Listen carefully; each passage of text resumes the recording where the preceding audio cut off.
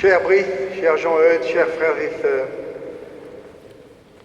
c'est une grande joie, je l'ai dit au début de cette célébration, et nous pensons bien sûr à tous ces parents et amis qui ne peuvent pas être avec vous ce matin physiquement ici sur place dans cette cathédrale Saint-Pierre, tout spécialement bien sûr à la famille de Brice, puisque pour des raisons de pandémie que vous connaissez, les parents les plus proches n'ont pas pu venir.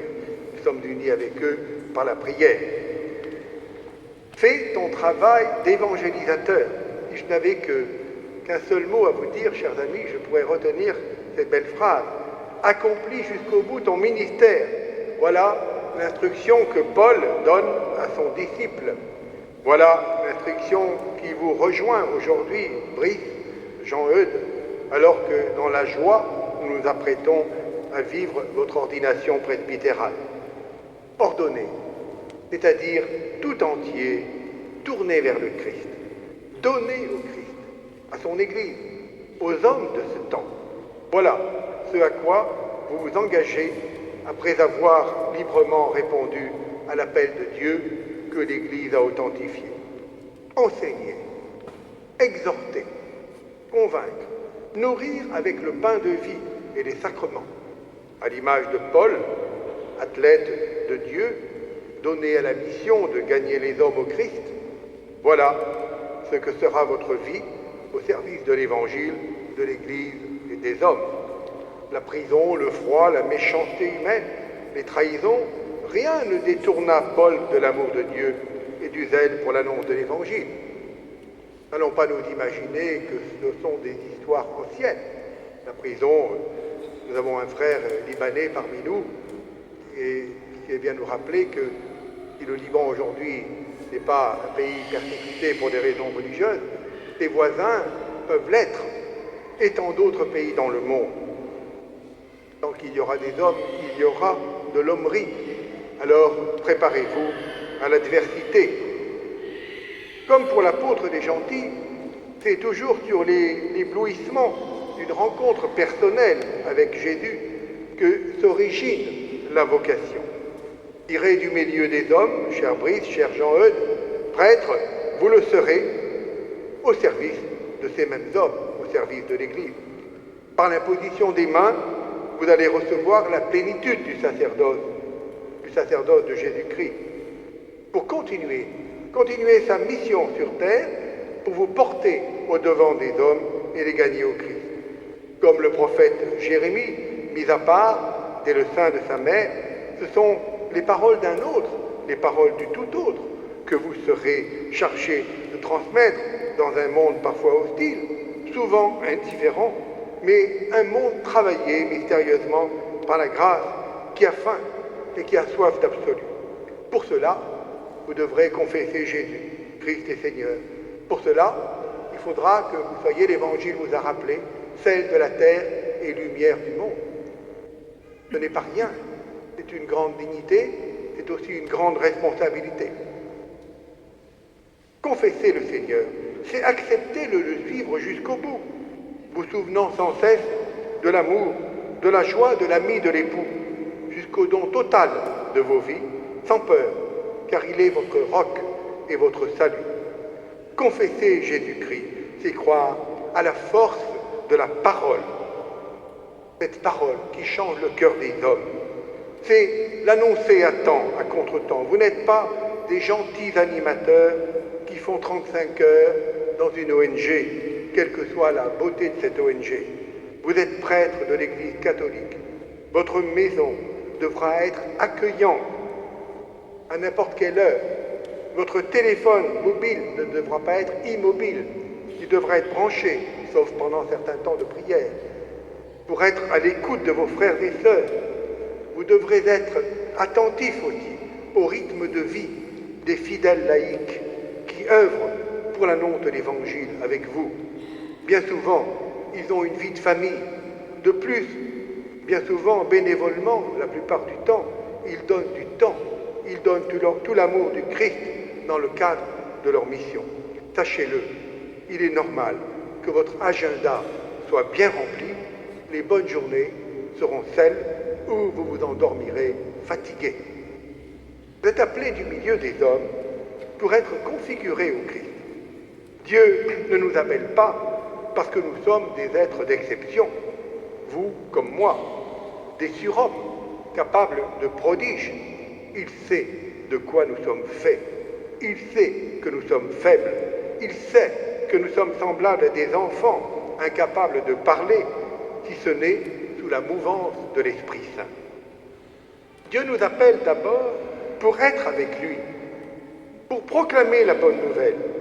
Entendrez-vous la douceur, l'urgence de cet appel à être avec lui, cet appel d'un amour inouï qui va aujourd'hui, sacramentellement, vous configurer au Christ, le Fils unique. Jean-Eudes, Brice, c'est librement que vous avez répondu à l'appel de Dieu qui vous a choisi, qui vous a fait quitter pays, famille, métier, pour le suivre, pour demeurer avec lui, pour porter du fruit. L'Église qui vous a appelé va faire de vous des prêtres pour proclamer la parole, enseigner, refaire des gestes de pardon et d'offrande, qui sont les gestes mêmes du Christ. Jamais vous ne devrez compter sur vos propres forces, mais comme le centurion, c'est sur la foi que vous vous engagerez. Cette foi, c'est dans le compagnonnage de chaque instant, avec Jésus qui nous appelle ses amis, dans l'intimité avec Dieu qui nous dévoile toutes choses. C'est dans la prière, c'est dans l'adoration, dans le silence et la contemplation que vous allez la nourrir. Vous la nourrirez aussi par la rencontre de vos frères et sœurs, par le service que vous leur rendrez, et vous la nourrirez aussi en allant vers ces périphéries vers lesquelles le pape François nous invite. Le sacerdoce ministériel est un don gratuit que Dieu fait à son Église afin d'actualiser la grâce de la rédemption parmi les hommes, et ceci jusqu'à la fin des temps. Ce don, il nous appartient, l'ayant accueilli. Il nous appartient d'en creuser tout le mystère, toute la grâce au long de notre vie. Il n'y a pas d'action juste dans cela. Vivant dans l'intimité du Christ, le prêtre, vous-même, vous êtes appelés pour prolonger la présence sacramentelle du Christ dans l'esprit, tout en se souvenant que nous portons ce trésor dans des vases de terre, afin qu'il paraisse que cette souveraine puissance de l'Évangile vient de Dieu et non pas de nous. Brice, Jean-Eudes, qui, au sein de la fraternité des apôtres de la vie, portait le nom de Josué, le conquérant de Jéricho et de Haï, dont l'exemple vous a inspiré. Tous les deux, le Christ s'adresse à vous aujourd'hui pour vous dire, comme le Père m'a envoyé, moi aussi je vous envoie. Notre siècle exige des témoins prêts à suivre le Christ, avec la même ferveur, la même détermination, la même disponibilité que les témoins de l'Église naissante. Arrivant dans un monde où les gens vivent au gré de leurs caprices, pour reprendre l'écriture de ce jour, prêts à suivre n'importe quel gourou pour entendre de nouveau et se procurer une évasion, le témoin du Christ que vous êtes est bousculé, déplacé, questionné, rendant compte avec humilité, mais avec force, de son espérance jusqu'au martyre parfois. Dieu vous appelle, mais vous ne savez pas encore combien votre mission sera grande. Elle dépassera sans doute tout ce que vous pouvez imaginer aujourd'hui. Alors laissez-vous saisir par l'inouï, par l'inattendu de Dieu. Laissez-vous guider par l'Esprit Saint sur des chemins aujourd'hui inconnus, inimaginables, mais qui seront pour demain les chemins d'une annonce renouvelée de la bonne nouvelle. Ayant reçu la mission de porter Dieu aux hommes, de ramener les hommes sur les chemins qui mènent au Père, configurés au Christ prêtre, vous serez aussi configurés au Christ serviteur, pour que les hommes de ce temps, les puissants comme les plus petits, entendent l'appel à la sainteté. Apprenez de jour en jour à aimer le monde et les hommes que Dieu va vous confier. sans jamais accepter de compromission avec le mal et le péché, mais en offrant toujours l'humanité blessée et souffrante à la miséricorde de Dieu. Configuré au Christ, vous allez recevoir, avec l'immense pouvoir de célébrer les sacrements, celui d'enseigner, celui de guider le peuple auprès duquel je vous enverrai en mission. Ce que vous aurez lié sur la terre sera lié au ciel. Ce que vous aurez délié sur la terre sera délié dans l'au-delà. Ce pouvoir immense ne serait rien sans l'humilité du serviteur. Une humilité qui demande tout le temps d'une vie pour en faire l'expérience, pour la creuser en soi-même, pour se remettre sans cesse aux questions. Je suis au milieu de vous comme celui qui sert. Souvenez-vous de cette parole du Seigneur. Vous aurez toujours le souci des plus petits, des plus faibles, car vous aussi, vous êtes petits et faibles, et vous savez combien vous avez besoin de la miséricorde de Dieu. Vous n'oublierez pas non plus les plus riches qui ont droit à l'Évangile et que nos chemins ne croisent pas toujours. Dieu ne vous décevra jamais pourvu que vous avanciez dans la paix et dans la confiance. Aux heures de doute, quand la charge vous paraîtra trop lourde, souvenez-vous de Pierre qui s'avance sur les eaux du lac pour rejoindre le Christ. Et souvenez-vous de la main du Christ, ferme, puissante, qui le saisit au moment où, pris par le doute, il s'enfonce dans les eaux du lac. Le Christ le ramène vers la barque. Cette main, elle vous saisit aujourd'hui. Elle vous saisira à chaque étape de votre vie. Elle sera là, tendue vers vous, à chaque épreuve. Même si, à l'image de l'apôtre Paul, tous vous abandonnent, Dieu sera toujours fidèle. Vous pourrez aussi compter sur la prière de l'Église, sur l'amitié et le soutien du presbytérium auquel vous appartenez, sur la confiance et la paternité de votre évêque. Le don que vous faites aujourd'hui, don de votre vie et ouverture à la vie et à la grâce de la Trinité Sainte. Ce don, il est joie, il est force donnée, force reçue, partagée, force de guérison pour l'humanité. Ce monde éloigné de Dieu a faim et soif. Soif, une faim et une soif que Dieu seul peut apaiser.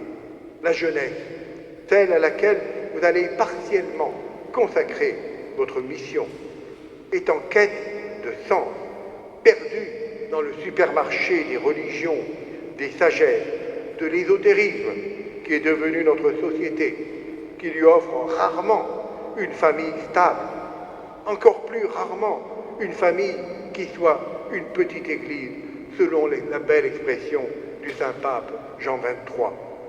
Ces jeunes et ces moins jeunes, livrés à eux-mêmes, vous attendent afin que s'accomplisse la parole du Christ. Beaucoup viendront de l'Orient et de l'Occident et prendront place avec Abraham, Isaac et Jacob au festin du royaume des cieux. Chers amis, le pape François nous a invités à une prière spéciale pour les prêtres à l'occasion de la fête du Sacré-Cœur la semaine dernière. Fête qui correspond chaque année à la journée mondiale de prière pour la sanctification du clergé, selon une initiative lancée par son prédécesseur, Saint Jean-Paul II. Je vous invite à prier pour les prêtres, écrit le pape François dans un tweet de la semaine dernière, pour qu'à travers votre prière, le Seigneur les fortifie dans leur vocation, les conforte dans leur ministère, pour qu'ils soient toujours les ministres de la joie de l'Évangile pour tous les peuples de la terre. Dans sa lettre instituant cette journée, il y a en 1995, le Saint-Pape Jean-Paul II souhaitait que la Vierge Marie, à laquelle Saint Cyril d'Alexandrie, fêté aujourd'hui par l'Église, fit obtenir le titre de mère de l'Église, de mère de Dieu au Concile d'Éphèse, souhaitait qu'elle mette surtout en nos cœurs une vive aspiration à la sainteté. C'est cet appel à la sainteté que vous entendez en devenant prêtre. La nouvelle évangélisation a besoin de nouveaux évangélisateurs, de prêtres qui s'engagent à vivre leur sacerdoce comme un chemin de sainteté. Voilà ce qu'ajoutait le pape François. Le jeudi saint, qui nous ramène aux origines de notre sacerdoce, nous rappelle aussi le devoir de tendre à cette sainteté, afin d'être des ministres pour les hommes et pour les femmes confiés à notre service pastoral. Voilà la conclusion du pape. Eh bien, chers amis, bonne mission en Charente-Maritime. Soyez avec vos deux frères qui ont été ordonnés samedi dernier, Joseph-Marie et Éric, soyez les ministres de la joie de l'Évangile.